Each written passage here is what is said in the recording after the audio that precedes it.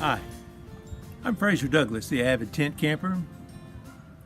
In this video, I want to show you some of the more popular steel and composite shafted axes that are available today. And I want to share with you my opinions about these axes in terms of performing routine, basic tent camping chores. Before starting, let me define basic tent camping and the typical uses of a camp axe.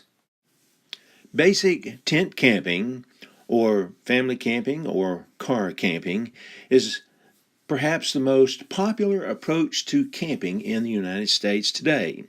Typically, families pack their equipment in their car along with their children, drive to state or federal park campgrounds, and set up their camp in a numbered campsite that typically has a picnic table, a parking area, a fire ring, and sometimes an elevated tent pad. Most of these families will want to make a campfire at some time during their camping trip. Some families will just make one campfire one night and make s'mores, but other families will make one or two fires every day to cook their meals. So where can they get their firewood?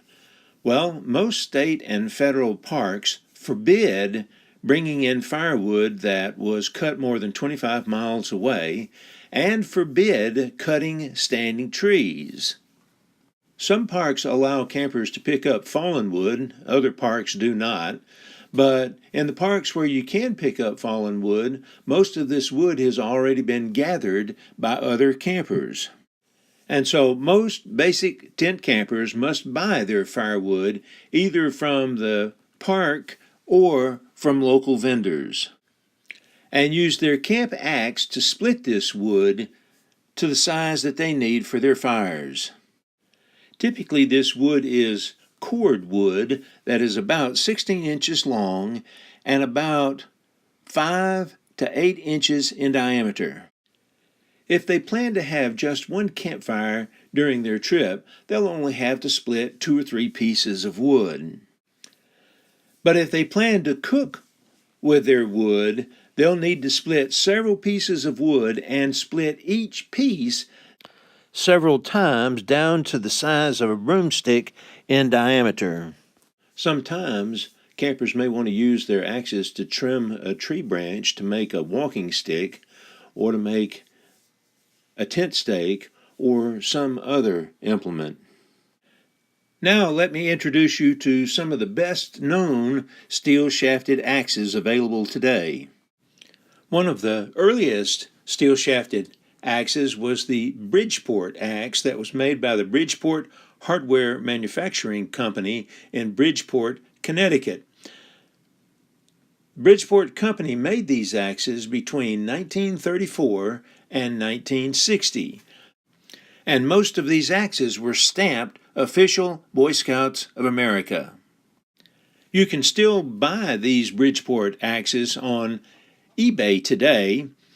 Prices can range from $20 to over $100, but the average price for a hatchet in good shape is about $40. One of the best known axes today is the Coleman camp axe that sells in most department stores and sporting goods stores for less than $10. While most other steel shafted axes use a single piece of steel to make the head and the shaft, the Coleman axe has 2 pieces of steel that are glued together. Several other companies, including Wenzel, Stansport, Coogan's, True Value, and Stanley, make very similar camp axes. The axe shown at the bottom in this photo is a Wenzel axe that I used as my primary axe for about 10 years. The Estwing Sportsman's axe is another very well-known camp axe. It is available in a 12-inch and a 14-inch length. Personally, I prefer the 14-inch length. Before showing you more steel shafted axes, let me summarize their strengths and limitations. All of these steel shafted axes are able to split and cut small amounts of wood reasonably well. As a general rule, the heavier axes are better suited for splitting large pieces of cordwood, while the smaller, lighter axes are better suited for splitting kindling and for carving wooden implements. Because of their steel shaft, you don't have to worry about overstrike damage, and because of their one-piece construction, you don't have to worry about the head flying off of the handle. They have a hardened pole that can be batoned through a piece of cordwood with another piece of wood and can be used to drive in tent stakes. Almost all of them come with a nice sheath. The Estwing Sportsman axe used to come with a leather sheath, but now it's a Cordura nylon sheath. The economical Coleman-style axes do not come with sheaths, but you can buy one on the internet for about $10 to $15. And finally, most of these axes are reasonably priced under $50. The primary limitation of these steel shafted axes is that they are tiring to use if you need to split a lot of wood for cooking fires every day, or if you spend a lot of time trying to carve wooden implements. And now let me show you some more steel shafted axes. First of all, the Estwing Fireside Friend is an excellent wood splitting tool, but a very poor carving and kindling making tool. It weighs over 4 pounds.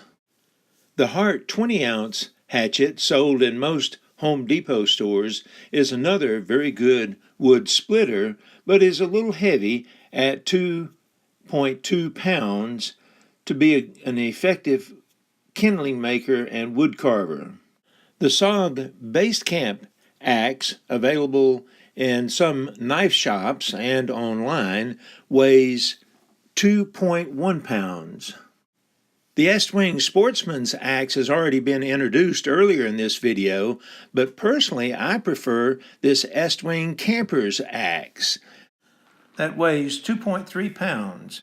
It has a tent peg pulling notch on the head, a bright orange handle that allows you to find it when you misplace it in camp, and a more comfortable rubberized grip. And the Ochenkopf, or ox head, OX270, sometimes sold in forestry supply stores, weighs 2 pounds even. I have never used this axe, but someday I hope to do so. On the lightweight end of the continuum, you'll find the Stanley Fat Max Camper's axe, sold in Lowe's home improvement stores. It weighs about 1.7 pounds. And finally, the Kershaw Camp axe is the smallest and lightest of the steel shafted axes. And now let me introduce a few composite or fiberglass shafted axes. Their strengths are very similar to those that have already been stated for the steel shafted axes. For example, most of them are reasonably priced under $50. They come with protective sheaths. Their fiberglass handles are reportedly stronger than steel, so you don't have to worry about overstrike damage or head separation. And they have hardened poles that can be driven in with other pieces of wood or used to drive in tent stakes.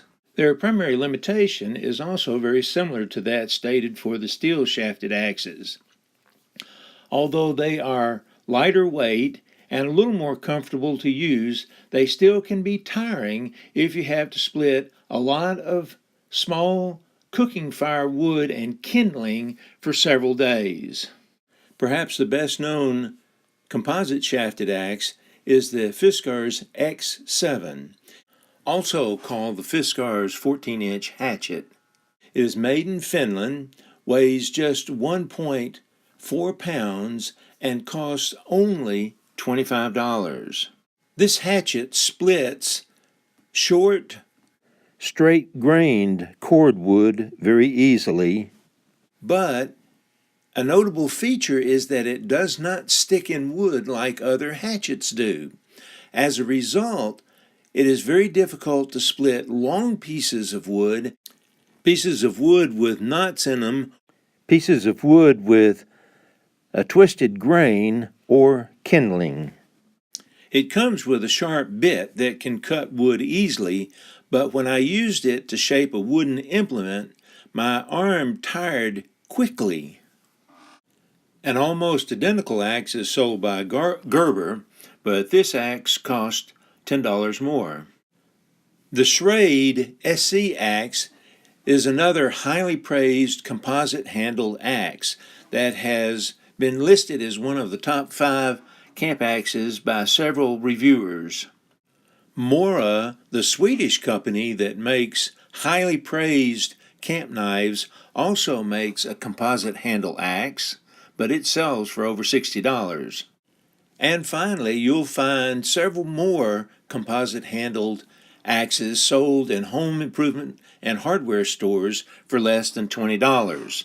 This Husky is sold in Home Depot stores, and this Cobalt is sold in Lowe's stores. In conclusion, these steel and composite-shafted axes are fine if you just want to process a little bit of firewood for a campfire or two during your camping trip. But if you want to process a lot of firewood to cook your meals 1 or 2 times every day, I would recommend that you look in terms of a good quality wood-handled axe. For more information about camp axes, please see my website, www.basictentcamping.com, and read my book, Basic Tent Camping. Remember, take more trips, travel further, visit more attractions, and save money. Go tent camping.